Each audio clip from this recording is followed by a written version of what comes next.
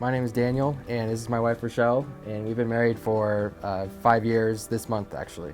We've been attending New City for a little over a year. Right now we both serve in the children's church. We teach the second and third graders, and as well as the foster ministries.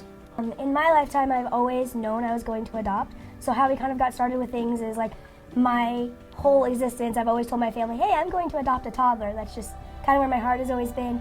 My mom's grandma was also involved in foster care, and my mom had grown up around a lot of foster kiddos. And then when we started dating, we started kind of talking about how we wanted to grow our family and where we were called. And I was always kind of pushing it. So that's what I do.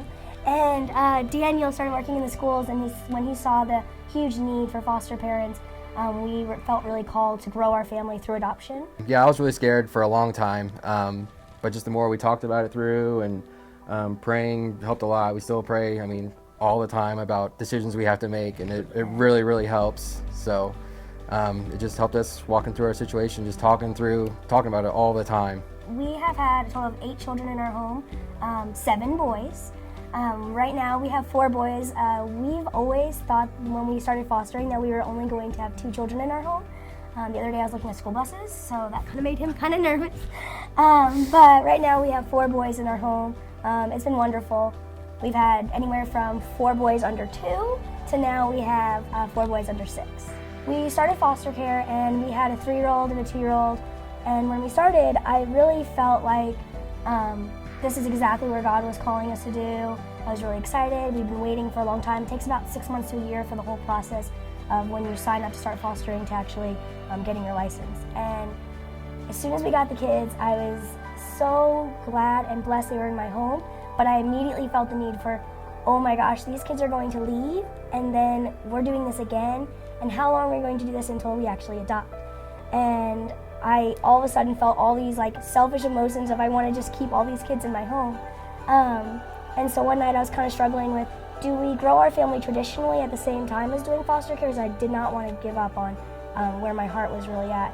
And then so one night I was praying, just give me some guidance. Tell me what I'm supposed to be doing. I know this is what I'm supposed to do. And the very next day, I kid you not, the very next day, we got a phone call for an unnamed baby boy that was, mom was a Catholic school teacher, and she knew she couldn't provide for the child, and so she said, I want to put this baby up for adoption, and can someone come to pick up the baby? So we got that call on a Tuesday. The very next day, we head to the hospital, and we picked him up. He was 2 weeks old. Yeah, he was 2 weeks old from the NICU. And my mom actually went with me. And so we got there, and they were like, he needs a name. And so I was like, Mom, I feel like I've hit the ultimate jackpot. God is unbelievably gracious. How does this happen? And so generous.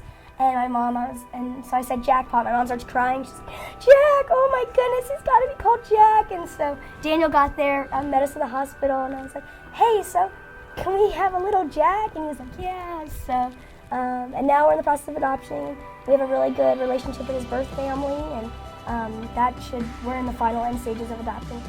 If you're watching this and you're thinking about doing foster care, I think there's a couple of things you kind of need to know. There's no requirements for age or how much money you make, or if you're married, if you live in a home. You just need a willing spirit. You need the strength to welcome children in your home that may need support, love, and guidance. A lot of people will say to us, oh, I can never do that. I'd get too attached, or how do you give the kids back?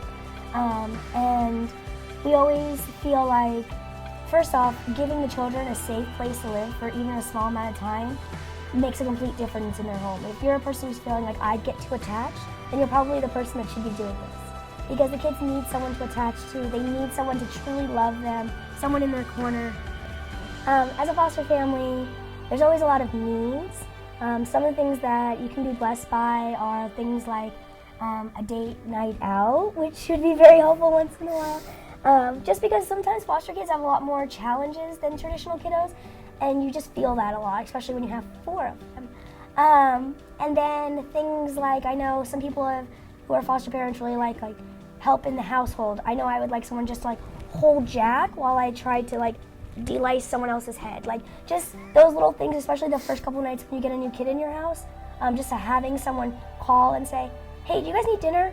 yes, I just got a placement, you know, it's 7 o'clock at night, they haven't eaten. We've been blessed with a lot of people just dropping off toys or clothes, anything that kids need to use on a daily.